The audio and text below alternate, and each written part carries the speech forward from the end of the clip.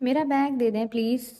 میرال رک رک کر بمشکل بولی تھی تو عریب شاہ اسے نفرت سے دیکھنے لگا۔ وہ سانولی سلونی کم عمر معصوم لڑکی عریب شاہ کی سوتیلی ماں کی بیٹی تھی، جس نے کچھ دن پہلے ہی دولت کے لیے عریب شاہ کے باپ سے شادی کی تھی۔ عریب اپنی ساری خار اپنے سے 8 برس چھوٹی میرال پر اتار رہا تھا۔ بیگ چاہیے؟ جاؤ لے لو۔ اس کا بیگ سوئمنگ پول میں اچھالتے عریب شاہ نے اسے بھی بیگ کے ساتھ سوئمنگ پول میں دھکا دیا، پر وہ تیرنا نہیں جانتی تھی، اس لیے ڈوبنے لگی۔ جب اسے ڈوبتا دیکھ عریب نے پانی میں چھلانگ لگائی، اسے باہوں میں بھر کر باہر نکالا تو اس معصوم کے چہرے نگاہ پڑتے ہی دل پہلی بار زور سے دھڑکا۔ وہ اس کے بازو میں بے ہوش ہو چکی تھی۔ وہ ابھی تک پول میں ہی اسے تھامے کھڑا تھا اور وہ اس کے ہاتھوں سے لڑکتی چلی جا رہی تھی۔ اس نے جلدی سے اپنے آپ پر قابو پایا اور پھر اسے اپنی باہوں میں اٹھاتا ہوا پول سے جلدی سے باہر نکلا۔ پول سے باہر نکل کر وہ کچھ دیر کے لیے کھڑا ہوا۔ اس کے جسم سے اور میرال کے جسم سے پانی نچڑتا ہوا نیچے بہتا چلا گیا۔ پھر وہ قدم قدم چلتا ہوا جلدی سے اسے اس کے بیڈ روم میں لایا۔ وہ مکمل طور پر بے ہوش ہو چکی تھی۔ اس کے کپڑے بھی گیلے تھے، لیکن اس کے چہرے پر ایک عجیب سی معصومیت تھی۔ اسی معصومیت کو دیکھ کر اس کا دل زور زور سے دھڑکا۔ وہ اسے آہستگی سے بیڈ پر لٹا کر واپس باہر کی جانب جانے ہی لگا تھا۔ دروازے تک پہنچتے ہی ایک بار پھر سے اس نے مڑ کر دیکھا۔ وہ اپنے چہرے پر ڈھیر ساری معصومیت سجائے اس وقت بے ہوشی کی حالت میں اپنے بیڈ پر پڑی تھی، جس کے کپڑے گیلے ہو چکے تھے اور وہ ان گیلے کپڑوں میں بے انتہا خوبصورت لگ رہی تھی۔ وہ ایک بار پھر سے قدم قدم چلتا ہوا اس کے قریب آیا۔ اس کے چہرے پر آئے ہوئے بھیگے ہوئے بال جو کہ اس کے چہرے پر جم سے گئے تھے، ایک سائڈ پر کرتے ہوئے اس نے اپنے چہرے پر سنجیدگی طاری کی اور پھر دانت ایک دوسرے پر جمائے۔ وہ سخت لہجے میں اس سے مخاطب ہوا، تم چاہے جتنی بھی معصوم بن جاؤ اور میرا دل بہلانے کی کوشش کرو، میرا دل کبھی بھی تمہاری طرف سے موم نہیں ہوگا۔ جو کچھ تمہاری ماں نے ہمارے ساتھ کیا ہے نا، اس کا بدلہ تو تمہیں اور تمہاری ماں کو چکانا ہی ہوگا، سمجھی؟ تو میں تمہاری اس معصومیت کے جال میں نہیں آنے والا۔ بے ہوش لڑکی کے چہرے کو دیکھتا ہوا غصے سے چلا کر بولا۔ وہ بے ہوش تھی اور اس کی بات نہیں سمجھ سکتی تھی، لیکن نہ جانے وہ اپنے آپ کو یہ بات سمجھا رہا تھا یا پھر اسے دھمکا رہا تھا۔ اس چیز کی سمجھ تو اسے خود بھی نہ آئی۔ وہ جلدی سے باہر نکلا اور پھر ادھر ادھر دیکھنے لگا۔ فاخرہ بات سنو، میرال کے پاس جاؤ، وہ بھیگ چکی ہے، اس کے کپڑے تبدیل کر دو اور اسے ٹھنڈ لگ رہی ہوگی، اس کے لیے سوپ بھی بنا دو، میں ڈاکٹر کو بلا رہا ہوں، کچھ ہی دیر میں اسے ہوش آ جائے گا اور وہ ٹھیک ہو جائے گی۔ اس نے ملازمہ کو بلاتے ہوئے کہا تو ملازمہ نے حیرت سے اس کی جانب دیکھا۔ لیکن صاحب جی، ابھی تو میرال بی بالکل ٹھیک تھی، ابھی کیا ہو گیا؟ وہ اپنی تھوڑی پر ہاتھ رکھتے ہوئے سوچنے والے انداز میں بولی تو عریب کو غصہ آیا۔ زیادہ بکواس کرنے کی ضرورت نہیں ہے، پول میں گر گئی تھی اور میں نے اسے وہاں سے نکالا ہے، تم جا کر اسے دیکھ لو، جتنا کہا جاتا ہے اتنا ہی کیا کرو، زیادہ گھر کے معاملات میں مداخلت مت کیا کرو۔ وہ ہمیشہ کی طرح غصے میں بھڑک کر بولا تو ملازمہ اپنا سا منہ لے کر رہ گئی۔ اس کے جانے کے بعد اس نے کھڑے ہو کر ذرا سا موقع کی نزاکت کو سمجھنے کی کوشش کی اور پھر جلدی سے اس کے کمرے کی طرف بڑھ گئی، جبکہ عریب سیڑھیاں اترتا ہوا سامنے ڈرائنگ روم سے ہوتا ہوا باہر کے دروازے سے باہر صحن میں نکل گیا تھا۔ غصہ اس کے چہرے پر دکھائی دے رہا تھا، یوں لگ رہا تھا جیسے وہ ابھی کے ابھی ہر چیز کو توڑ پھوڑ کر پھینک دے گا۔ عریب، یہ میں کیا سن رہا ہوں؟ تم میرال کو تنگ کرتے ہو اور ساتھ ہی ساتھ تم عائزہ سے بھی بدتمیزی کرتے ہو، کیا ہے یہ سب؟ داور علی نے تمام شکایات سننے کے بعد اپنے ساتھ ہی بیٹھے عریب سے غصے سے پوچھا، بابا میں کیوں تنگ کروں گا، اور ویسے بھی آپ تو جانتے ہیں شرارتیں کرنا میرا بچپن کا مشغلہ ہے، کوئی نہ کوئی شرارت ہی تو کر دیتا ہوں، اور کیا کرتا ہوں، اور اگر انہیں میری شرارتیں نہیں پسند تو انہیں کہیے کہ میرے سامنے مت آیا کریں۔ عریب نے ایک نظر اٹھا کر اپنے باپ کو دیکھا اور ایک نظر ساتھ بیٹھی دونوں ماں بیٹی پر ڈالی۔ وہ لوگ اس وقت ڈائننگ ٹیبل پر بیٹھے تھے۔ یہ ڈائننگ ٹیبل کچن کے ساتھ ملحقہ ڈرائنگ روم کے ایک کونے میں پڑی تھی، جہاں سے کچن صاف نظر آتا تھا اور کچن سے باہر نکلتے ساتھ ہی نظر ٹیبل پر پڑتی، یوں کھانا لگانے اور چیزیں لا کر دینے میں آسانی رہتی تھی۔ نہیں بابا، یہ جھوٹ بول رہے ہیں، یہ شرارتیں نہیں کرتے، یہ بہت تنگ کرتے ہیں، انہوں نے میرا بیگ بھی چھینا تھا اور مجھے پول میں بھی دھکا دیا تھا۔ میرال نہ جانے کیسے اپنے نئے باپ کے سامنے اتنی بہادری سے یہ باتیں کہہ رہی تھی، جبکہ باپ کی پیٹھ پیچھے وہ اس کے سامنے آتے ہی بھیگی بلی بن جاتی اور ڈر کے مارے کانپنے لگتی۔ اس کی یہ بہادری دیکھتے اریب کو ہنسی آئی، لیکن اس نے اپنی ہنسی پر کنٹرول کیا۔ اریب، مجھے تمہاری بہت شکایت مل رہی ہیں، اگلی بار اگر ایسا ہوا تو تمہارے لیے اچھا نہیں ہوگا۔ یہ بتاؤ کہ چاہتے کیا ہو تم؟ داور علی نے جھڑکتے ہوئے کہا تو وہ ایک دم مضبوطی سے ان کی آنکھوں میں آنکھیں ڈالے کہنے لگا، ہاں کرتا ہوں میں ان لوگوں کے ساتھ بدتمیزی، اور کرتا ہوں میں ان لوگوں کو تنگ۔ جس گھر میں میری ماں کو سکھ اور چین نہ مل سکا، اس گھر میں ان لوگوں کو بھی رہنے کا حق نہیں، اور اگر یہ اس گھر میں رہیں گے تو پھر ان کا بھی جینا حرام کر دوں گا میں، جو کرنا ہے کر لیں۔ یہ کہتے ہوئے وہ ایک جھٹکے سے اٹھ کھڑا ہوا اور پھر سیڑھیاں چڑھتا ہوا اوپر اپنے کمرے کی جانب چل دیا۔ داور علی کو بے انتہا غصہ آیا۔ اس کے ساتھ بیٹھی عائزہ بھی خاموشی سے یہ سب کچھ دیکھ رہی تھی، جبکہ اریب کو ایک بار پھر سے غصے میں دیکھ کر میرال کے پیروں تلے سے زمین نکل گئی۔ وہ جانتی تھی کہ اب اس کی خیر نہیں، کیونکہ جب بھی اریب غصہ آتا اسی پر یہ سارا غصہ نکالتا۔ یقیناً اب بھی وہ اسی پر ہی غصہ نکالنے والا تھا۔ دن بدن یہ باغی ہوتا جا رہا ہے، معلوم نہیں اسے کیا ہوتا جا رہا ہے۔ کیا کروں میں اس لڑکے کا؟ داور علی نے چمچ پلیٹ میں پٹکتے ہوئے اپنے دونوں ہاتھوں کو باہم ایک دوسرے کے ساتھ پھنسایا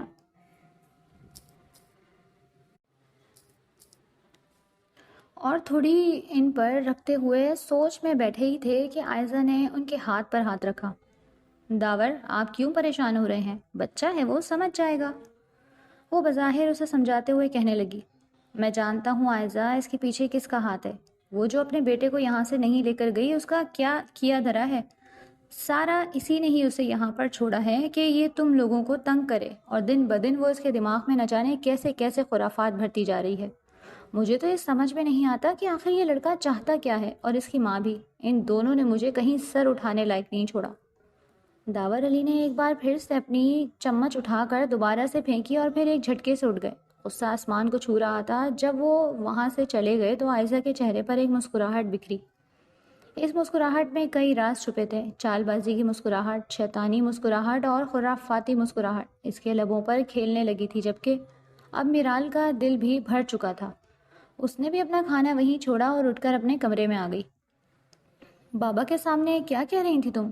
اریب اپنے اور میرال کے درمیان فاصلہ سمیٹتے ہوئے غصے سے پوچھا۔ اس کی رگیں تنی ہوئی تھی اور آنکھیں غصے کی وجہ سے سکڑ چکی تھی۔ میں نے بابا کو کچھ نہیں بولا، بلال نے کانپتی ہوئی آواز میں کہا۔ اسے خود پر غصہ آنے لگا کہ رات کے 12 بجے اسے چائے بنانے کے لیے کچن میں آنے کی کیا ضرورت تھی۔ وہ تمہارا باپ نہیں ہے، سمجھی تم؟ اریب غصے سے کہتے ہوئے اس کا بازو دبوچ چکا تھا، جبکہ پہلی بار کسی کے سامنے اسے اتنی شرمندگی ہوئی تھی۔ بے شک وہ میرے سگے باپ نہیں تھے، مگر میرا ان سے جو رشتہ ہے میں انہیں ان کے نام سے نہیں پکار سکتی۔ میرال نے نم آنکھوں سے اریب کو کہا تو وہ بھڑک اٹھا، جیسے اس انتظار میں کھڑا ہو جو بھی ہے آئندہ تم میرے بابا کو بابا نہیں بلاؤ گی، ورنہ اس کینچی جیسی چلتی زبان کو بریک کیسے لگانی ہے میں اچھے سے جانتا ہوں۔ اس کا ہاتھ جھٹکتے ہوئے کچن سے چلا گیا، جبکہ میرال وہی کرسی پر بیٹھ کر رونے لگی۔ اسے اس شخص سے یہی امید تھی۔ اور ہاں، وہ اچانک کچن میں واپس آیا اور غصے سے اسے انگلی دکھاتے ہوئے بولا، آئندہ تم نے بابا کو شکایت لگائی تو یہ جان لو کہ انجام کی ذمہ دار تم خود ہوگی۔ اگر میں تمہیں پول میں دھکا دے سکتا ہوں تو کچھ بھی کر سکتا ہوں۔ وہ معنی خیز انداز میں کہتا ہوا کچن سے نکل گیا، جبکہ میرال کے ہاتھ کانپ گئے۔ وہ جلدی سے چائے کی پیالی اٹھا کر کچن سے نکل گئی تھی، مبادا وہ واپس لوٹ نہ آئے۔ صبح اس کی آنکھ کھلی تو گھر میں معمول سے ہٹ کر شور محسوس کرتے ہوئے وہ دوپٹہ شانے پر پھیلا کر باہر نکل آئی۔ وہ میری ماں ہیں اور وہ اسی گھر میں رہیں گی، ورنہ میں یہ گھر چھوڑ کر چلا جاؤں گا۔ اریب کی آواز پورے ڈرائنگ روم میں گونج رہی تھی، جبکہ اس کی آواز سن کر خوف محسوس کرتے ہوئے وہ جلدی سے کمرے میں آئی تھی۔ ابھی وہ آ کر بیڈ پر بیٹھی ہی تھی جب کمرے کا دروازہ بج اٹھا۔ میں کہہ رہا ہوں دروازہ کھولو، ورنہ مجھ سے برا کوئی نہیں ہوگا۔ اریب دروازہ پیٹتے ہوئے دھاڑا تھا۔ خوف کے مارے میرال کے ہاتھ پاؤں کانپنے لگے۔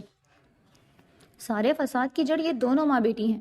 وہ کسی زخمی شیر کی طرح دروازے کے باہر کھڑا دھاڑ رہا تھا، جبکہ میرال کا دل خوف کے مارے دھڑکنا بھول چکا تھا۔ چھوڑو مجھے، کہاں لے کر جا رہے ہو؟ عائزہ بیگم کی آواز گونجی تو میرال جلدی سے اٹھی اور دروازہ کھول دیا۔ سامنے اریب اس کی ماں کو سیڑھیوں سے گھسیٹ کر نیچے لے جا رہا تھا۔ اریب چھوڑو اسے، وہ ماں ہے تمہاری۔ داور صاحب غصے سے چلائے تھے، مگر مقابل کوئی اور نہیں، ان کا اپنا بیٹا تھا۔ جو ان کی سنی ہوئی بات انسنی کر چکا تھا۔ داور شاہ، میری طرف ایک ماں ہے جسے آپ اس گھر سے بے دخل کر چکے ہیں۔ اریب دھاڑتے ہوئے عائزہ بیگم کا ہاتھ پکڑے انہیں گھسیٹ کر باہر لے جا چکا تھا، جبکہ میرال بھاگتے ہوئے اس کے پیچھے جانے لگی۔ چھوڑو میری ماں کو! میرال حلق کے بل چلائی تھی۔ اس کے اس طرح چلانے پر اریب نے مڑ کر اسے دیکھا۔ بس بہت ہو گئی تمہاری بدتمیزی۔ اگر دوبارہ تم نے اپنی ماں کے ساتھ یہ سلوک کیا تو یہ جان لو کہ شاہ منزل میں تمہارے آنے پر پابندی لگا دوں گا۔ تمہاری ماں اپنی مرضی سے مجھے چھوڑ کر گئی ہے، سمجھے تم؟ داور شاہ نے عائزہ بیگم کا ہاتھ پکڑا اور انہیں باعزت طریقے سے اندر لے گئے، جبکہ باہر کھڑی میرال اریب کو گھور کر رہ گئی۔ اس کا باپ ایک دوسری عورت کی وجہ سے اس پر چلا رہا تھا۔ ٹوٹے ہوئے دل کے ساتھ بے یقینی سے اس عمارت کو گھور کر سخت غصے میں گھر سے نکل گیا، جبکہ میرال نے شکر ادا کیا تھا۔ تمہارا طریقہ غلط ہے، تم سمجھتے کیوں نہیں؟ انکل کوئی 10-15 سال کے نہیں جو تمہارے حکم کے تابع ہوں۔ تمہارے کہنے پر وہ اپنی بیوی کو چھوڑ دیں؟ آنٹی نے غلط کیا ہے انکل، دوسری شادی کی بات کر بھی رہے تھے تو انہیں اپنا گھر چھوڑ کر نہیں جانا چاہیے تھا۔ اپنا حق چھوڑ کر انہوں نے عائزہ بیگم کو اس گھر میں جگہ بنانے کا موقع دیا ہے۔ حسیب نے اریب کا ہاتھ تھامتے ہوئے اسے سمجھایا تھا۔ شدید غصے میں وہ حسیب کو مدد کے لیے بلا چکا تھا۔ اسے سمجھ نہیں آ رہی تھی اسے کیا کرنا چاہیے۔ تم خود کو میری ماں کی جگہ پر رکھ کر دیکھو، پھر تمہیں ان کا غم محسوس ہوگا۔ بڑھاپے میں آ کر میرے باپ نے ان پر ایک عورت بیٹی سمیت مسلط کر دی۔ اریب نے اپنی ماں کا دفاع کرتے ہوئے حسیب کو سمجھایا تھا۔ حسیب کوئی اور نہیں، اس کی والدہ کے چچا زاد کا بیٹا تھا۔ میں مانتا ہوں انکل نے غلط کیا ہے، مگر آنٹی نے بھی مقابلہ بازی سے کام لیا ہے۔ اگر وہ سمجھداری دکھاتے ہوئے اپنے گھر میں ٹھہری رہتی تو شاید آج ان کا رشتہ بچ جاتا۔ اس طرح منہ چھپانے سے کیا فائدہ، انہیں آخری وقت تک لڑنا چاہیے تھا۔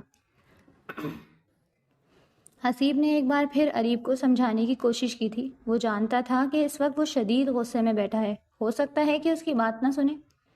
میں چاہتا ہوں بس وہ عورت میرے باپ کو چھوڑ کر چلی جائے، جیسے پہلے ہم رہتے تھے بالکل ویسے رہیں۔ مجھے وہ عورت زہر لگتی ہے۔ اریب نے عائزہ بیگم سے نفرت کا کھلے عام اظہار کیا تھا۔ انکل اسے کبھی نہیں چھوڑیں گے، ایسا ہو سکتا ہے کہ تم میرال سے شادی کر لو۔ حسیب نے بے دہانی میں اسے مشورہ دیا۔ جیسے ہی اپنے لفظ سمجھ آئے تو دانتوں تلے زبان دبا گیا، جبکہ اریب کا بس نہیں چل رہا تھا کہ اس کا سر قلم کر دے۔ میں جا رہا ہوں، تجھ سے مشورہ لینے سے بہتر ہے کہ میں ان دونوں ماں بیٹی کو زہر دے دوں۔ اریب غصے سے چلاتے ہوئے گاڑی میں جا بیٹھا۔ اس کے ذہن میں بار بار ایک فکرہ گونج رہا تھا کہ اریب میرال سے شادی کر لے تو وہ عائزہ بیگم سے آسانی سے بدلہ لے سکتا ہے۔ بیٹی کی خوشیوں کے لیے تو وہ کچھ بھی کرنے کو تیار ہو جائیں گی، پھر داور صاحب کو چھوڑنا تو عام بات ہو جائے گی۔ وہ زیر لب مسکراتے ہوئے مونچھوں کو تاؤ دینے لگا۔ آنٹی میں آپ سے معافی مانگنے آیا ہوں، مجھے آپ کے ساتھ ایسے سلوک نہیں کرنا چاہیے تھا۔ اریب نے اداکاری کرتے ہوئے عائزہ بیگم سے معافی مانگی۔ پل بھر کو تو وہ اریب کے لیے اس رویے پر حیران رہ گئی تھی۔ بیٹا تمہاری طبیعت تو ٹھیک ہے؟ عائزہ بیگم نے حیران ہو کر اریب سے پوچھا تھا۔ اس بات پر وہ مسکرا کر رہ گیا۔ آنٹی میری طبیعت بالکل ٹھیک ہے اور میں چاہتا ہوں کہ ہم سب مل جل کر رہیں۔ اریب نے عائزہ بیگم کا ہاتھ تھامتے ہوئے محبت سے کہا تو داور صاحب کو شوق لگا۔ انہیں یقین نہیں آ رہا تھا کہ عائزہ بیگم کے قدموں میں بیٹھا ہوا وہ شخص ان کا بیٹا اریب ہے۔ وہ انہیں کوئی بہروپیہ لگ رہا تھا۔ بابا آپ آنٹی سے درخواست کریں کہ وہ پچھلے رویے پر مجھے معاف کر دیں۔ میں روز روز کی اس بحث سے تنگ آ چکا ہوں۔ ہم کب تک ایک دوسرے سے منہ موڑیں گے؟ وہ خباثت سے کہتے ہوئے مسکرانے لگا۔ داور شاہ کو اس کا یہ رویہ تھوڑا کھٹکا تھا، مگر وہ بیٹے کے سامنے جتا نہیں پائے۔ بیٹا میں تم سے ناراض نہیں ہوں، تم مجھے میری بیٹی میرال کی طرح عزیز ہو، بلکہ اس سے بھی بڑھ کر ہو۔ عائزہ بیگم نے زبردستی مسکراتے ہوئے شوہر کے سامنے سوتیلے بیٹی کی حوصلہ افزائی کی تھی۔ تو پھر ٹھیک ہے، آپ سب سے معافی ملنے کے بعد میں نے رات کا ڈنر پلان کیا ہے اور ہم سب مل کر باہر ڈنر کریں گے۔ میں شام کو 8 بجے تک آ جاؤں گا، اس کے بعد ہی ہم گھر سے نکلیں گے۔ میں میرال کو بھی اطلاع کر دیتا ہوں۔ وہ خوشی سے مسکراتے ہوئے کمرے سے نکل گیا، جبکہ داور شاہ نے تشکر سے آنکھیں موند لی تھی۔ عرصہ بیگم کو اریب کا یہ رویہ کچھ کھٹک رہا تھا۔ ان سے اتنی نفرت جتانے والا راتوں رات بدل گیا، ایسا کیسے ہو سکتا تھا؟ اپنی بربادی کے لیے تیار ہو جاؤ، بہت جلد تمہیں تمہاری ماں کے کیے کا انعام ملنے والا ہے۔ وہ میرال کے کان کے پاس سرگوشی کرتے ہوئے اسے ڈرا گیا۔ وہ جو ڈرائنگ روم میں کتاب پڑھنے میں مصروف تھی، اریب کی اچانک کی گئی سرگوشی پر ڈرتے ہوئے اچھل کر دور ہوئی۔ کیا کرنے والے ہیں آپ؟ وہ ڈرتے ہوئے سوال پوچھ گئی، جبکہ اس کے اس انداز پر اریب کا کہکا گونجا۔ تمہارے لیے ایک سرپرائز ہے، تیار رہنا۔ وہ اسے جتاتے ہوئے ڈرائنگ روم سے نکل گیا، جبکہ خوف کے مارے میرال جہاں کھڑی تھی وہیں کھڑی رہ گئی۔ 7:30 بجے وہ گنگناتا ہوا گھر میں داخل ہوا تو عائزہ بیگم نے حیران ہو کر اس لڑکے کو دیکھا جس کا رویہ انہیں سمجھ نہیں آیا۔ آپ سب لوگ تیار ہو چکے ہیں تو چلیں؟ اریب نے ایک اچٹتی نگاہ سب پر ڈالتے ہوئے سوال کیا تھا۔ آج تو داور شاہ بھی گھر پر موجود تھے۔ اپنے بیٹے کی اس تبدیلی سے وہ بہت زیادہ خوش تھے۔ ہم لوگ تیار ہیں، میرال چادر لینے گئی ہے، آئے تو پھر چلتے ہیں۔ داور شاہ نے مصروف سے لہجے میں بیٹے کو جواب دیا تو وہ موبائل استعمال کرتے ہوئے صوفے پر آ بیٹھا۔ تھوڑی دیر بعد بیل کی ٹک ٹک سے وہ متوجہ ہوا۔ سامنے سیڑھیوں پر میرال کو آتا دیکھ وہ پتھر کا ہو کر رہ گیا۔ گلابی پیروں تک آتے فراک میں وہ کسی اپسرا سے کم نہیں لگ رہی تھی۔ لمبے بال پشت پر بکھرے ہوئے تھے، جبکہ کافی عرصے بعد اس نے آنکھوں میں کاجل لگایا تھا۔ گلے میں پہنا ہوا لاکٹ دور سے چمک رہا تھا۔ اریب اس سے نظریں نہیں ہٹا پا رہا تھا۔ مجھے لگتا ہے ہمیں چلنا چاہیے، عائزہ بیگم نے خاصی اونچی آواز میں کہتے ہوئے اریب کا سکتہ توڑا۔ وہ ہڑبڑا گیا اور نظریں چراتے ہوئے باہر چلا گیا۔ میرال جلدی سے چادر اوڑھے ان کے پیچھے پیچھے چلنے لگی۔ وہ تیار نہیں ہونا چاہتی تھی، مگر عائزہ بیگم نے اسے یہ فراک پہننے پر مجبور کیا تھا۔ میں نے ڈنر کا انتظام فارم ہاؤس پر کروایا ہے اور ہم وہاں 2 دن رہنے والے ہیں۔ اریب نے گاڑی میں بیٹھتے ہوئے تینوں نفوس کو سر پر دھماکہ کیا۔ عائشہ بیگم نے جتاتی ہوئی نظروں سے داور شاہ کی طرف دیکھا تو وہ انہیں مطمئن رہنے کا کہہ کر اریب کی طرف متوجہ ہو چکے تھے۔ بیٹا، آفس کون سنبھالے گا؟ 2 دن تو وہاں نہیں رہ سکتے، ہمیں صبح ہی واپس آنا ہوگا، داور شاہ نے بیٹے کو سمجھاتے ہوئے کہا تھا۔ خلاف معمول وہ سمجھ گیا۔ بابا آپ ٹھیک کہہ رہے ہیں، کوئی بات نہیں، میرال اور میں وہاں رک جائیں گے، آپ لوگ بے شک صبح واپس آ جانا، وہ مطمئن ہو کر کہنے لگا، جبکہ عائزہ بیگم کی چھٹی حس بیدار ہو چکی تھی۔ کیا ہوا اریب، تم نے ہمیں یہاں پر بٹھا کر سرپرائز کا بولا ہے اور ابھی تک تم نے ہمیں وہ سرپرائز نہیں دیا؟ اب بتاؤ کیا ہے، کب تک تم ہمیں وہ سرپرائز دینے والے ہو؟ یہاں پر تو کہیں دکھائی ہی نہیں دے رہا تمہارا سرپرائز۔ ڈنر تو کر لیا ہم نے۔ وہ سبھی لوگ ڈنر کے بعد ڈرائنگ روم میں بیٹھے تھے جب داور علی اریب سے مخاطب ہوئے۔ اس نے ڈنر پر ان لوگوں کو یہ کہا تھا کہ ان لوگوں کے لیے ایک سرپرائز ہے اور وہ انہیں فارم ہاؤس پر پہنچتے ہی دے گا، لیکن ابھی تک ایسا کوئی انہیں دکھائی نہیں دے رہا تھا۔ لیکن اب عائزہ بیگم یہ محسوس کر چکی تھیں کہ ان میں سے کوئی ایک بندہ یہاں پر موجود نہیں۔ میرال کہاں چلی گئی؟ داور، میرال نہیں دکھائی دے رہی۔ اس سے پہلے کہ اریب اس کی بات کا جواب دیتا، عائزہ بیگم جھٹ سے بولی، کہاں جا سکتی ہے، وہ یہیں کہیں ہوگی۔ داور علی نے بات کو سیریس نہ لیا، جبکہ اب عائزہ بیگم ذرا سا محتاط ہو گئی تھی۔ نہیں، وہ یہاں پر نہیں ہے داور علی، وہ کہیں یہ اریب نے تو کوئی شرارت نہیں کی؟ یہ کہتے ہوئے عائزہ بیگم نے جھٹ سے اریب کی جانب دیکھا تو وہ ایک شوق مسکراہٹ ان کی طرف اچھال رہا تھا۔ اب تو داور علی کے دل میں بھی ایک عجیب سی گھنٹی بجی تھی، جسے کسی انہونی کا پتہ دے رہی ہو۔ اریب کہاں ہے میرال، سچ بتاؤ، کہیں پھر سے تمہاری وہی چالاکیاں تو شروع نہیں ہو گئی؟ انہیں اب موقع کی نزاکت کا علم ہو رہا تھا، جبکہ اریب اب سارا کھیل کھیل چکا تھا۔ او مائی ڈیڈ، آپ کتنے بولے ہیں نا، آپ کو علم نہیں ہو سکا کہ آپ کے ناک کے نیچے اتنا بڑا کھیل کھیلا جا رہا ہے، اور پھر بھی آپ مجھ پر یقین کر کے یہاں چلے آئے۔ اور میڈم عائزہ، آپ تو مجھ پر اندھا اعتماد ہی کر چکی، اس نے مکاری سے کہا تو وہ دونوں کی جانب دیکھ کر رہ گئے۔ یہ فارم ہاؤس جنگل کے بالکل وسط میں واقع تھا، جہاں پر وہ انہیں ایک سرپرائز دینے کے لیے لایا تھا، اور یہاں ہر جگہ سیکیورٹی گارڈ نافذ کر دیے جا چکے تھے۔ کچھ ہی دیر میں گارڈ کے ہمراہ 2 لوگ اور ایک قاضی چلتے ہوئے آئے، وہ بھی ڈرائنگ روم میں آ کر ان کے ساتھ بیٹھ گئے۔ داور علی اور عائزہ بیگم ابھی تک یہ سمجھ نہیں پائے تھے کہ ہو کیا رہا ہے۔ یہ کیا ہے اریب؟ داور علی نے ناسمجھی سے کہا۔ وہی سرپرائز، میرال میرے پاس ہے اور میں تب تک اسے آپ لوگوں کے حوالے نہیں کروں گا جب تک آپ یا تو عائزہ بیگم کو طلاق نہیں دیتے یا پھر میرا نکاح میرال سے نہیں کر لیتے، اریب نے مضبوطی سے کہا۔ یہ تم کیا کہہ رہے ہو اریب؟ تم جانتے ہو کہ میں نہ تو عائزہ کو طلاق دے سکتا ہوں اور نہ ہی میں تمہاری شادی میرال سے کر سکتا ہوں، وہ تم سے پورے 8 سال چھوٹی ہے، جانتے ہو تم؟ داور علی نے غصے سے ضبط کرتے ہوئے کہا تو ایک طوفانی قہقہ اریب کے منہ سے جاری ہوا۔ کتنے بولے ہیں نا بابا آپ کو کیا لگتا ہے کہ میں آپ کے غصے سے ڈر کر اپنی ساری صلح ہی بدل لوں گا؟ ایسا کچھ نہیں ہونے والا، یا تو آپ میری یہ شرطیں مانیں یا پھر اپنی نئی بیٹی کا مرا ہوا چہرہ دیکھیں۔ میرال میرے پاس ہے اور میں اسے مار بھی سکتا ہوں اور کچھ بھی کر سکتا ہوں، اس لیے محتاط رہیے، یا تو عائزہ بیگم کو طلاق دیجیے یا پھر آپ میری شادی، میرا نکاح ابھی اور اسی وقت اپنی مرضی کے ساتھ میرال کے ساتھ کر دیجیے۔ اگر یہ دونوں نہیں کر سکتے تو میں آپ کی آنکھوں کے سامنے ابھی میرال کو اڑا دیتا ہوں، میرے لیے کوئی مشکل نہیں۔ وہ بگڑے ہوئے امیر زادی کی طرح بولا، اس کی رگ رگ سے یہی بات ظاہر ہو رہی تھی کہ وہ باغی ہو چکا ہے، مکمل طور پر باغی۔ اس کی اس بات پر عائزہ بیگم اور داور علی دونوں ہی بے بس ہو گئے تھے، اور آخر کار قاضی اور گواہان کی موجودگی میں انہوں نے اپنی ہی نگرانی میں میرال کا نکاح اس سے کروایا۔ میرال ایک بند کمرے میں تھی، صرف قاضی اور اس کے ساتھ 2 گواہان کو جا کر اس سے نکاح پوچھنے کی اجازت تھی، اس کے علاوہ کسی کو بھی اس کے پاس جانے کی اجازت نہ تھی۔ نکاح ہونے کے بعد اریب ان دونوں کو لے کر گاڑی تک آیا تو ابھی تک میرال ساتھ نہیں تھی۔ اریب، میرال کہاں ہے؟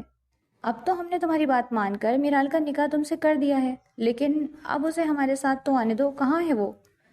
داور علی نے ایک دم سے چلا کر کہا تو اریب نے شیطانی کہکا ایک بار پھر سے اس کی جانب اچھالا اور پھر کہنے لگا، آپ کو کیا لگتا ہے کہ میں آپ لوگوں کے ساتھ آ رہا ہوں؟ نہیں، میرا ڈرائیور آپ لوگوں کو گھر تک چھوڑ دے گا، اور رہی بات میرال کی تو اس کی آپ فکر نہ کیجیے، میں نے آپ کو کہا تھا نا کہ میں اور میرال وہاں رہیں گے 2 دن، کوئی مسئلہ نہیں، آپ لوگ جائیں، آپ سے تو ویسے بھی میری بات ہو گئی تھی۔ یہ کہتے ہوئے اس نے گاڑی کا دروازہ کھولا اور انہیں جانے کا اشارہ کیا۔ احتجاج میں داور علی بولنا چاہتے تھے لیکن اب بے بس ہو چکے تھے۔ عائزہ بیگم کا چہرہ بس دیکھنے لائق تھا، اب ان دونوں میں سے کوئی کچھ نہیں کر سکتا تھا، وہ اس کی بیوی تھی اور اس کا حق تھا، وہ اس کے ساتھ رہ سکتی تھی۔ وہ دونوں خاموشی سے گاڑی میں بیٹھے اور ڈرائیور انہیں گھر تک لے آیا، جبکہ اریب اپنی نئی دلہن کے پاس اس کے کمرے میں جا پہنچا۔ وہ بیڈ پر بیٹھی زارو قطار رو رہی تھی۔ جب اریب نے کمرے کا دروازہ کھولا، کمرہ جگمگا رہا تھا، پھولوں کی پتیاں ارد گرد بکھری تھیں اور کمرے کی سیج پہ انتہا خوبصورت لگ رہی تھی، اور اس پر بیٹھی گلابی رنگ کے فراک میں ملبوس وہ خوبصورت سی باربی ڈال اس وقت روئے جا رہی تھی۔ اسے اس کا رونا قطعاً پسند نہیں آیا، لیکن وہ انجوائے کر رہا تھا۔ ہاں جی، مل گیا آپ کو آپ کا سرپرائز، میں نے کہا تھا نا تمہیں بہت بڑا سرپرائز دینے والا ہوں، تو لو سرپرائز میری شکل میں، اس نے جتاتے ہوئے لہجے میں کہا تو اس نے رگڑ کر اپنی دونوں آنکھیں صاف کیں اور اس کی جانب دیکھتے ہوئے بولی، آپ نے اچھا نہیں کیا اریب، میں نے کبھی بھی آپ سے اس چیز کی توقع نہیں کی تھی، لیکن آپ اچھا نہیں کر رہے، ماما بابا کو اس بارے میں علم ہے یا نہیں؟ روتے روتے وہ بولی تو اس نے ایک مسکراہٹ اس کی طرف اچھالی اور کہا، نکاح تو ولی کے بغیر نہیں ہو سکتا، اس وجہ سے تمہاری ماں کا اور میرے باپ کا ہونا یہاں پر لازمی تھا، تو میں نے سرپرائز کے طور پر انہیں بھی یہی گفٹ کر لیا اور تمہیں بھی خود کو گفٹ کر دیا۔ اب اس چیز کو، اس گفٹ کو سنبھال کر رکھنا تمہاری مرضی ہے۔ یہ کہتے ہوئے اس نے ایک کہکا اس کی جانب اچھالا جس سے وہ مزید غصہ ہو گئی تھی۔ وہ اس سے رخ پھیر گئی، وہ آگے بڑھا اور اس کے چہرے پر اپنی نظریں ٹکائے ٹکائے کچھ دیر اسے دیکھتا رہا، پھر اس کی تھوڑی سے پکڑ کر اس نے اس کا چہرہ اپنی طرف کیا۔ اس کی آنکھیں ابھی تک آنسو بہا رہی تھیں، آنکھوں میں یہ غم تھا جو دکھائی دے رہا تھا۔ مجھ سے دور رہو اریب، خبردار اگر تم نے کبھی مجھے چھونے کی کوشش بھی کی تو، اس نے اس کا ہاتھ جھٹکتے ہوئے پیچھے ہوتے ہوئے کہا تو اریب نے ایک جھٹکے سے اس کی کمر سے پکڑ لیا اور اسے اپنے قریب کرتے ہوئے اس کی آنکھوں میں آنکھیں ڈال کر دانت پر دانت جمائے کہنے لگا، اس چیز کا تو سوال ہی پیدا نہیں ہوتا کہ میں تمہیں ہاتھ نہ لگاؤں، بیوی ہو تم میری، اور اس بات کا پورا پورا حق ہے کہ میں تمہیں ہاتھ لگا سکتا ہوں اور تمہارے ساتھ جو چاہوں کر سکتا ہوں، سمجھی تم؟ یہ کہتے ہوئے اس نے اس کے چہرے سے بال ہٹائے، اس نے سختی سے اپنا چہرہ دوسری طرف کیا، لیکن اس چیز میں وہ بالکل بھی کامیاب نہ ہو سکی۔ میں نے کہا دور ہٹیں، وہ کہتے ہوئے اس نے اپنا ہاتھ اس کے گلے پر رکھتے ہوئے اسے پوری قوت سے دھکیلا اور اپنے ناخن اس کی گردن پر اس طریقے سے جمائے کہ وہ بلبلا اٹھا اور اسے ایک دم سے صوفے پر پھینکتے ہوئے کہنے لگا، تم پاگل ہو؟ کیسے وحشیوں کی طرح حرکتیں کر رہی ہو؟ اب دیکھو میں کرتا کیا ہوں تمہارے ساتھ۔ یہ کہتے ہوئے وہ اس کی جانب بڑھا، وہ خوف سے اسے دیکھتی رہی۔ 2 دن گزر چکے تھے۔ 2 دن بعد آج اریب اپنے گھر واپس آیا، اس کے چہرے پر بلا کا اطمینان تھا۔ عائزہ اسے دیکھ کر حیران رہ گئی۔ اریب کہاں ہے میرال؟ تم نے کہا تھا 2 دن بعد تم اسے لے آؤ گے، کہاں ہے وہ؟ اس وقت اس کے کمرے میں آئی تھی اور اسے یوں پرسکون بیٹھتے دیکھ کر وہ اس سے پوچھنے لگی۔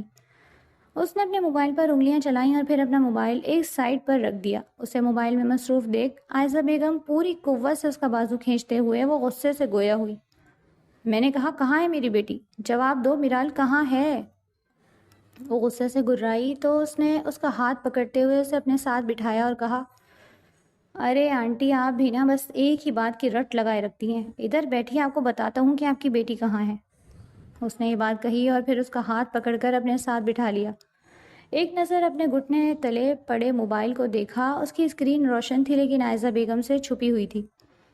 آنٹی بات تو صاف ہے، آپ کے یہاں آنے کا مقصد تو میں اچھے طریقے سے جانتا ہوں، لیکن کیا بابا اس مقصد کو جانتے ہیں؟ اس نے معنی خیزی مسکراہٹ اس کی جانب اچھالی اور معنی خیزی سے دیکھتے ہوئے کہنے لگا تو وہ حیرت میں مبتلا ہو کر ایک نظر اسے دیکھتی ہوئی نظر جھکا گئی۔ کیا مطلب؟ کون سی حقیقت، کون سا مقصد؟ وہ جھنجھلائے ہوئے بولی تو اس نے ایک شاطر ہنسی ہنستے ہوئے کہا، آنٹی اتنی بھی بولی مت بنے، خیر آپ نے کچھ نہیں بتانا تو آپ نہیں بتائیں، لیکن آپ کے بارے میں ساری ڈیٹیل نکلوا چکا ہوں۔ خیر اب یہ بتائیں کہ آپ میرال کا نام کب لینا چھوڑیں گی؟ کتنے پیسے چاہیے آپ کو بتائیں؟ میری پراپرٹی چاہیے، یہ لیں میری پراپرٹی کے کاغذات۔ یہ کہتے ہوئے اس نے اپنے تکیے کے نیچے سے ایک فائل اٹھا کر اس کی طرف بڑھائی اور اس پراپرٹی کی فائل کو کھول کر دیکھتے ہوئے عائزہ کی آنکھیں پوری کی پوری پھیل گئیں۔ فکر نہ کیجیے، بابا کو اس بارے میں کوئی علم نہیں ہوگا، بس میرال ہمیشہ کے لیے آپ سے دور ہو جائے گی۔ میرے خیال سے آپ تو یہی چاہتی ہیں، کیونکہ میرال کی شکل آپ کے پہلے شوہر سے ملتی ہے اور آپ کو اس شخص سے بے حد نفرت تھی۔ دوسری بات یہ ہے کہ وہ انسان امیر نہیں تھا اور آپ کو ایک امیر انسان کی ضرورت تھی۔ پھر آپ نے میرے بابا کو دیکھا اور پھر آپ نے یہ جانا کہ آپ کے شوہر بابا کی کمپنی میں ایز اے امپلائی کام کرتے ہیں، اور پھر آپ کو اپنا پرانا وقت یاد آ گیا جب یونیورسٹی میں آپ کی دوستی بابا کے ساتھ تھی۔ خیر آپ نے کیا کیا کہ آپ نے اس شخص سے طلاق لی اور پھر اپنی بیٹی کو اپنے ساتھ لیے بابا کے پاس آ گئی، اور پھر بابا کی دولت لوٹنے کے لیے آپ نے ان کے گھر تک کا راستہ چن لیا، ماما سے بھی بات چیت کی اور پھر ماما کو بابا سے انتہائی متنفر کر دیا۔ یہی ہوا نا؟ اور پھر بابا نے ماما کو طلاق دے دی اور آپ سے شادی کر لی، یہی نا؟ اور اب آپ اس میرال نام کی لڑکی سے پیچھا چھڑوانا چاہتی ہیں۔ خیر جب تک میرال کے ساتھ میرا نکاح نہیں ہوا تھا تب تک میں نے آپ کو کچھ نہیں کہا تھا، نہ ہی مجھے اس بارے میں علم تھا، لیکن یہ ساری کی ساری ڈیٹیل تو مجھے رات کو ملی ہیں اور میں نے سوچا کہ میں آج خود آ کر آپ سے بات کراؤں۔ آپ کو آپ کی بیٹی سے ہمیشہ کے لیے دور کر دوں گا اور آپ کو میری پراپرٹی بھی مل جائے گی، اس کے ساتھ ساتھ آپ کو پاپا کی پراپرٹی مل جائے گی اور آپ بہت جلد ہی پھر بابا سے بھی چھٹکارا حاصل کر لیں گی، پھر آپ جہاں چاہیں مرضی جا سکتی ہیں۔ اس نے ایک ہی لہجے میں اس کی ساری حقیقت اسے بتا دی۔ اسے حیرانی بھی ہو رہی تھی اور ساتھ ساتھ خوشی بھی ہو رہی تھی۔ اس کی پراپرٹی کے اوریجنل کاغذات اس وقت عائزہ بیگم کے ہاتھ میں تھے۔ عائزہ بیگم نے ایک مسکراہٹ اس کی طرف اچھالی اور مخاطب ہوئی، تم تو مجھ سے بھی زیادہ شاطر نکلے بیٹا، تم نے میرا ڈیٹا نکلوایا؟ کہاں سے؟ خیر جہاں سے بھی نکلوایا ہو، لیکن تمہارے بابا کو اس وقت مجھ پر اس قدر اندھا بھروسہ ہے کہ وہ چاہ کر بھی تمہاری کسی بات پر یقین نہیں کریں گے۔ ہاں یہ ساری بات حقیقت ہے اور میرال سے تو میری جان چھوٹی، تنگ ہو گئی تھی میں بھی، جھوٹی اداکاری کرتے کرتے، وہ بھی ایک ماں کی اداکاری۔ خیر اس کے ساتھ جو کرو تمہاری مرضی، اور اپنے بابا کو میرے بارے میں مت بتانا، میرا حال تمہاری پراپرٹی، میری بات ختم، اس کے بعد تمہارے بابا کی اور اس کی پراپرٹی کا میں خود دیکھ لوں گی۔ وہ معنی خیزی سے بولی تو عریب بھی ہنس دیا۔ وہ مسکراتے ہوئے وہ فائل اپنے ہاتھ میں لیے کھڑی ہو گئی۔ تمہارے لیے چائے بنواتی ہوں، مل کر چائے پیتے ہیں، پہلی بار مجھے کوئی میری ہی سوچ کا حامل انسان ملا ہے۔ اس عورت کی سچائی تو اس کے سامنے بہت پہلے کی آ چکی تھی اور اب وہاں کے چہرہ اس کا دیکھ رہا تھا، لیکن یہ چہرہ، یہ مسکراتی آنکھیں اب وہ زیادہ دیر تک ٹکی نہیں رہ سکتی تھی، بہت جلد ہی اسے اب اپنے انجام کو پہنچنا تھا۔ اس نے ایک شوق مسکراہٹ اس کی جانب اچھالی اور کہا، آپ چائے کا انتظام کریں، بابا بھی آتے ہوں گے، ایک ساتھ بیٹھ کر چائے پئیں گے۔ وہ میں نے تیزی سے بولا تو مسکراتے ہوئے فائل کو اپنے سینے سے لگاتے ہوئے وہاں سے رخصت ہو گئی، جبکہ عریب نے اپنے گھٹنے کے نیچے سے موبائل نکالا اور پھر دوبارہ سے انگلیاں چلاتے ہوئے ایک بڑا کہکا لگایا۔ وہ تینوں لوگ اس وقت ڈرائنگ روم میں بیٹھے چائے پی رہے تھے کہ تبھی داور علی کے موبائل پر ایک بیپ ہوئی۔ انہوں نے دھیان نہیں دیا، پھر دوسری بیپ ہو گئی، انہوں نے پھر بھی دھیان نہیں دیا، لیکن جب مسلسل 3 بار بیپ ہوتی رہی تو علی نے چونک کر اپنا موبائل اٹھایا۔ وہ واٹس ایپ پر کسی کا پیغام جگمگا رہا تھا، یہ کوئی اور نہیں بلکہ عریب کا نمبر تھا۔ اس نے ناسمجھی کے عالم میں سامنے بیٹھے عریب کی جانب دیکھا تو عریب نے آنکھوں سے اشارہ کیا۔ عائزہ بیگم مسکراتے ہوئے اپنی چائے پینے میں مگن تھی۔ اس نے جیسے ہی موبائل کی اسکرین اوپن کی، اس میں ایک ویڈیو اور ایک وائس پیغام اور اس کے ساتھ ہی ایک ٹائپ شدہ پیغام میں یہی بات جگمگا رہی تھی: بابا، میں اپنے اصل مقصد میں کامیاب ہو گیا ہوں. اس عورت کو آپ نے طلاق تو دینی ہی ہوگی. ہر صورت میں یہ خبر دینا نہ دینا یہ آپ کی مرضی ہے، لیکن اس کی حقیقت تو آپ کے سامنے لازمی مجھے لانا تھی. مجھے یہ دکھانا تھا کہ میری ماں اس عورت سے کہیں زیادہ بہتر ہے. آگے کے پیغامات آپ خود دیکھ سکتے ہیں. وہ حیرانگی سے کبھی اپنے موبائل کی اسکرین کی جانب دیکھتے، کبھی ان کی جانب دیکھتے اور کبھی اریب کی جانب. وہ حیرت میں مبتلا تھے. ان کے کان میں سلوٹ بلوٹ کر گیا تھا. انہوں نے سب سے پہلے وہی ویڈیو نوٹ چلانا شروع کیا. یہ ویڈیو نوٹ ایک سائٹ سے بنایا گیا تھا جہاں سے اسے اریب اور عائزہ کے چہرے دونوں کے واضح دکھائی دیتے تھے، مگر شاید یہ اریب کے کمرے کے دروازے میں کوئی کیمرہ لگا ہوا تھا. ان دونوں کے درمیان ہونے والی گفتگو بس ہلکی ہلکی سنائی دے رہی تھی، جس میں اس نے اریب کو عائزہ کو فائل دیکھتے ہوئے دیکھ لیا تھا، اور اس کے ساتھ ہی اس نے یہ بھی دیکھ لیا تھا کہ وہ کس قدر چالاکی سے اس فائل کو اپنے ہاتھ میں لے چکی تھی. پھر وہ اٹھی اور اسی طرف آئی جہاں پر کیمرہ تھا. پھر وہ دروازہ کھول کر چلی گئی اور اریب پھر اسی طرف آیا اور اس نے وہ کیمرہ اتار لیا. وہ براہ راست سے یہ سب کچھ دیکھ رہا تھا. اس کے بعد اس نے وائس نوٹ آن کیا. وائس نوٹ میں ان کی وہ ساری باتیں ریکارڈ ہو چکی تھی، اور اس وقت داور علی وہ باتیں سن رہا تھا. وہ سنتا جا رہا تھا، اس کے چہرے کے تاثرات بدلتے جا رہے تھے. یعنی وہ حقیقت تھی جو اریب انہیں دکھانا چاہتا تھا، لیکن وہ تو اس عورت کو اپنے آپ سے مخاطب سمجھ رہے تھے. اور وہ یہ کہہ رہی تھی کہ تمہارے بابا کی پراپرٹی کا میں خود دیکھ لوں گی. اس نے حیرت سے اریب کی جانب دیکھا. اریب نے اپنا ایک بھویں اچکاتے ہوئے اپنا کالر جھاڑا اور پھر اس نے مسکرا کر اپنے موبائل میں لگی ہوئی عائزہ کی جانب دیکھا. وہ اس سب سے انجان تھی. اسے یوں لگ رہا تھا جیسے انہیں کوئی غلط فہمی ہو، لیکن اب سامنے حقیقت تھی. ایک بار پھر سے اس کے موبائل پر ایک پیغام جگمگایا. اب کی بار اریب نے اپنا موبائل اپنے ہاتھ میں لیا ہوا تھا. اریب کے نمبر سے ایک بار پھر سے پیغام موصول ہوا تو اس نے غور سے دیکھا. بابا، اس عورت کے لیے اس کی اپنی بیٹی معنی نہیں رکھتی. اس میں نے اپنی بیٹی کے لیے مجھ سے میری پراپرٹی لے لی کیونکہ وہ اس لڑکی سے نفرت کرتی تھی، محض اس لیے کہ وہ اس غریب انسان کی شکل کی تھی، اس غریب ایماندار اور مرد کی بیٹی تھی جس سے وہ پہلے شادی شدہ تھی. یہ سب کچھ میں نے اسے آزمانے کے لیے کیا تھا اور وہ اس آزمائش پر پوری نہ اتری جس کا ڈر تھا. وہی ہوا بابا. اب آپ کو جو بہتر لگے آپ وہ کر سکتے ہیں. میرال اب اسی گھر میں رہے. وہ اس عورت جیسی بالکل نہیں. وہ اس سب سے انجان ہے. میں اس کے ساتھ 2 دن رہ کر آیا ہوں. میں پہلے اسے بھی اس سب میں پورا قصوروار سمجھتا تھا، لیکن وہ اس سب میں قصوروار نہیں ہے. وہ تو اپنی ماں کے لیے بھی میں نے نہیں رکھتی. اس عورت کے لیے اولاد معنی نہیں رکھتی تو پھر اس عورت کے لیے اس کا شوہر کیا معنی رکھے گا، اس کا گھر کیا معنی رکھے گا؟ جب وہ ایک انسان کو چھوڑ سکتی ہے تو پھر دوسرے انسان کو کیوں نہیں چھوڑ سکتی؟ اور پھر بیک وقت اس نے یہ ویڈیو اور وائس نوٹ ایک اور نمبر پر بھی سینڈ کیے تھے. یہ نمبر کسی اور کا نہیں بلکہ میرال کا تھا، جسے وہ آج ہی لے کر آیا تھا. میرال نے ادھر یہ سب کچھ دیکھ لیا تھا اور اسے اپنی آنکھوں پر یقین نہیں ہو رہا تھا. جس ماں کے ساتھ وہ ساری عمر محبت جتاتی آئی تھی، وہی ماں اسے اس طرح پراپرٹی کے بدلے بیچ رہی تھی تاکہ وہ اس کے سامنے نہ آ سکے، کیونکہ وہ ایک غریب انسان کی بیٹی ہے، غریب انسان کی جیسی شکل و صورت رکھنے والی تھی. اسے یہ تو سوچنا چاہیے تھا کہ وہ اس کی سگی بیٹی ہے. عائزہ موبائل چلاتے چلاتے اپنی انگلیاں روک کر حیرت سے داور کو دیکھنے لگی. داور علی کے نمبر سے اسے بھی وہی پیغام موصول ہو چکا تھا، وہی ویڈیو نوٹ اور وہی وائس نوٹ، اور وہ ہکا بکا کبھی اریب کو دیکھتی اور کبھی داور علی کو. سمجھ نہیں آتی تھی کہ یہ کیا ہو رہا ہے. اس کی گیم اس پر الٹ چکی تھی. وہ جس شخص کو اپنا ہم خیال سمجھ رہی تھی وہی شخص اسے سر کے بل گرانے میں کامیاب ہو گیا. عائزہ، تمہاری وجہ سے میں نے اپنی اس مخلص بیوی کو چھوڑا. تم نے مجھے اس کے خلاف کیا اور میں نے پھر تمہارے اور اس کے درمیان زمین و آسمان کا فرق کیا کہ وہ ایک ہاؤس وائف ہے اور تم ایک ماڈرن.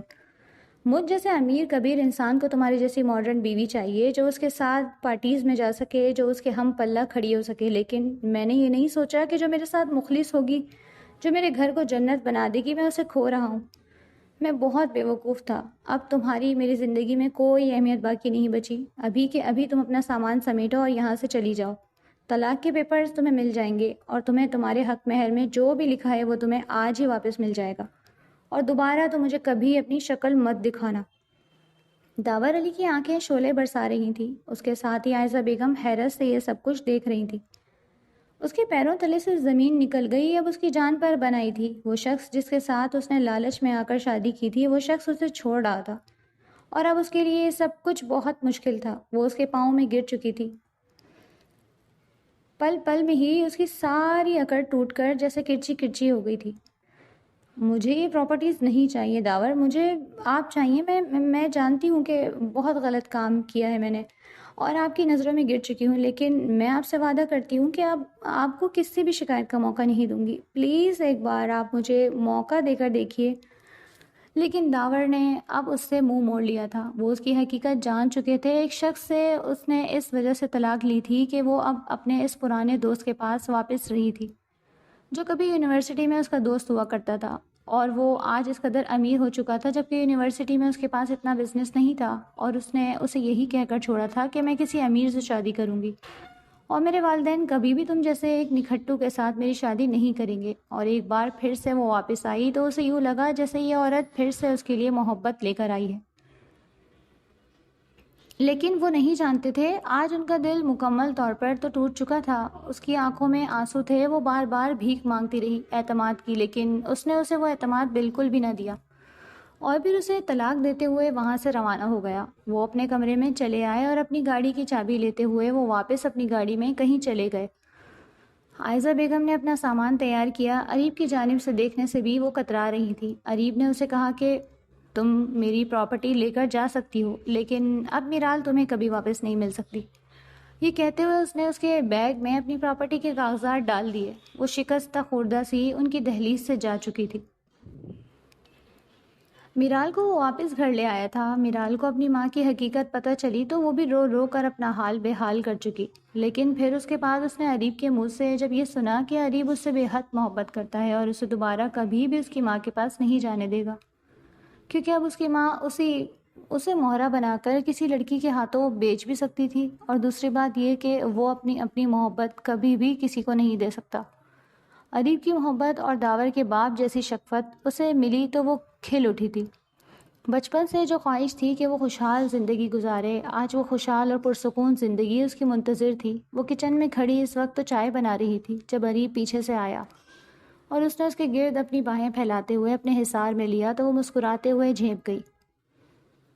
بڑی مشکلوں سے تمہاری محبت میرے ہاتھ آئی ہے میرال، اور اب میں تمہیں نہیں چھوڑنا چاہتا۔ تمہاری ماں کو میں نے اپنی پراپرٹی دے دی تھی۔ اس پراپرٹی پر میرا وہ گھر بھی تھا جس گھر کو میں نے تمہارے لیے مختص کیا تھا، لیکن اس گھر میں تمہاری ماں عزت کے ساتھ رہ سکتی ہے اور میرے برابر کے ساتھ ایک اچھا بزنس سنبھال سکتی ہے۔ وہ ایک اچھا بزنس کرے گی اور اپنی زندگی میں انجوائے کرے گی۔ تمہیں اس کے لیے اداس ہونے کی کوئی ضرورت نہیں۔ تمہارا جب دل چاہے تم مجھ سے جا کر مل سکتی ہو، لیکن اس سے پہلے تمہیں مجھے خوش کرنا ہوگا۔ یہ کہتے ہوئے اس نے اس کی جانب اپنی نظریں دوڑائی۔ میرال کو اپنی گردن پر اس کی سانس سے محسوس ہوتی ہوئی اور مبشرم شرما گئی۔ اس کا یہ شرمانا اریب کے دل کو بھایا تھا۔ ان کی محبت مکمل ہوئی تھی۔ وہ چائے تیار کر کے واپس ڈرائنگ روم میں آئی۔ داور علی اسے دیکھ کر مسکرائے۔ ان کی فیملی مکمل ہو گئی تھی۔ داور علی کو بھی اب یہ احساس ہوا تھا کہ ان کی خوشی تو اپنے بچوں کے ساتھ ہی مضمیر تھی۔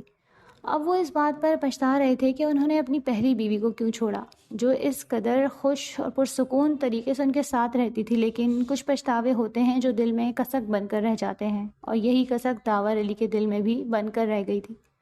انہوں نے باقی زندگی تنہائی میں لینے کا فیصلہ کیا، اور پھر اپنا تمام بزنس اپنی بہو اور اپنے بیٹے کے نام کر کے وہ الگ الگ ہو گئے۔ اکثر زیادہ تر اب ان کا یا تو اپنی اسٹڈی روم میں گزرتا یا پھر اخبار پڑھتے ہوئے باہر لان میں، اور ان کے ساتھ ہی اریب اور میرال کی محبت مکمل ہو گئی تھی۔ ان دونوں کی زندگی میں کافی موڑ ایسے آئے تھے کہ ان دونوں نے ایک دوسرے سے نفرت کی تھی، لیکن نفرت کے بعد ہونے والی محبتیں اکثر بڑی شدت سے ہوا کرتی ہیں، اور ایسی ہی شدت کی محبت ان دونوں کے درمیان بھی ہو چکی تھی۔